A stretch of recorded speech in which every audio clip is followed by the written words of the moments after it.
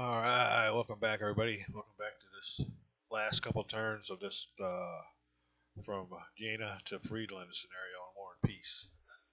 Playing this old classic game. I want to make a little note.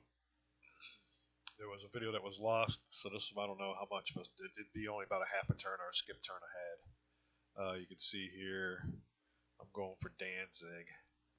Now I already know the results of all this. We've had a little bit of a mess up on the exchange of log files, but this one will take you up to the next one that I'm about to open. So, like I said, we're down here, and he's only got about one or two turns left after I think maybe one attack. So I'll go ahead and show you what's going on here with my movements. I moved my general. We didn't see him underneath here in ML, and we just found out that he was underneath there.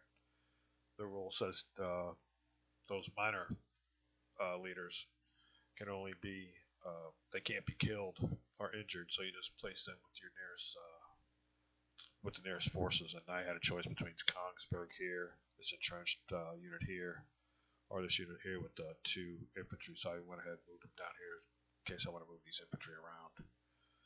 Buxhausen's there with two. I'm going to go ahead and assault Danzig. And you can see what I do with my forces after that. And after that, we'll go ahead and explain what's going on and try to see what's going to happen, what my opponent's going to do. So now you can see here I had some more battle maybe going on. I was going to go ahead and mess with Ney, but I quickly reconsidered, thinking he's going to be cut off from supply anyway. He's only got a one strength point. Why risk losing a strength point here? I know all the strength points I can get, so I decided against that battle. Here you can see he decided to retreat to the city. Now he did say something earlier about reinforcing, I guess from this hex, but he retreated into the city. And after the first round of combat, I don't know if he can reinforce if he's already in there,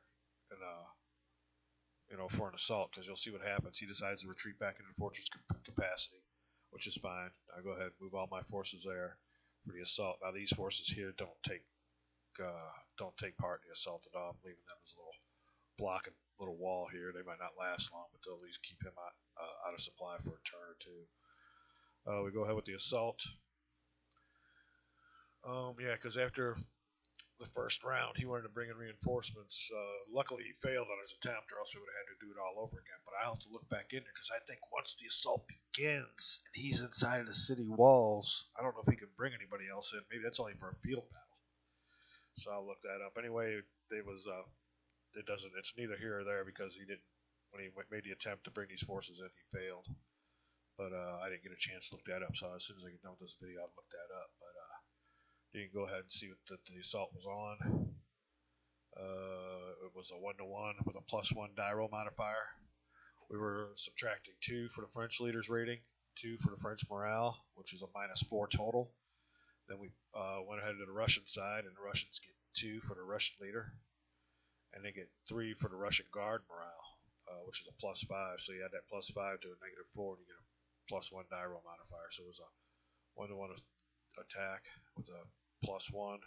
I had a pretty good die roll, 8 modified to a 9, which comes out to the larger force 0 losses and the smaller force 1. So he's down to 1 strength point. Now the following combat will be a 2-to-1 with a +1 die roll modifier, which makes it even more in my favor, modified to a 7. And so you can go ahead and see I go ahead and take that city, which really helps my cause big time. And that's the end of the login file. Now, he does get to say something about attrition for units that are under besieged. But there's also a rule that you only check attrition for hexes with 3 or less strength points. So I'll have to make a note of that to him if he's going to try to apply that to my units that I'm showing you on the map right here.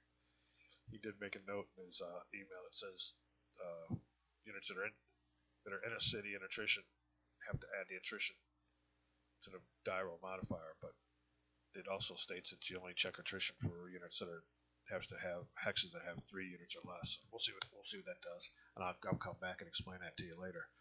But that's the end of this. I don't know if I can open the other one up. Let me go ahead and analyze. Like I said, he's pretty well cut off from supply here at the beginning of his movement phase. Now, whether that lasts through the beginning of his combat phase will remain to be seen. I don't think Napoleon can go ahead. Well, I didn't know he had that many. Halved is 3 strength points going against Kongsberg. So what you might see is an assault on Kongsberg. But I will hold on to Danzig. And another thing is, it's really going to be key to my strategy is if he does not block me in this hex or this hex. Either way, if I have some way out, I'm going to launch one of my cavalry units towards one of these cities here. As per my last video, when I was talking about bringing units to Copenhagen, that's against the rules. The only Baltic cities that Russians can move their troops for would be Memel, Kongsberg, Danzig, Stettin, Stralsund, and Lubach or something. These cities right here. Copenhagen wasn't one of them. So that just pretty well blew that plan away. Why those darn rules get in the way all the time, don't they? So anyway, it would have been nice little plan, but again, against the rules. So I don't know what you'll see here. He's got a bunch of units. Let's do some counting. 1, 2, 3, 4, 5, 6, 7, 8, 9, 10, 11, 12, 13. Yeah, he can get some good odds against these guys here. So this could be the last turn. He could go ahead and take all my forces and assault these cities. That's the only way he's going to be able to do it is assault. I don't know if I can get any men there in time. So we will see. So this might be the game. Hats off to my opponent if he pulls it off, because he's got a bunch of strength points here that he can put together on an assault going on here.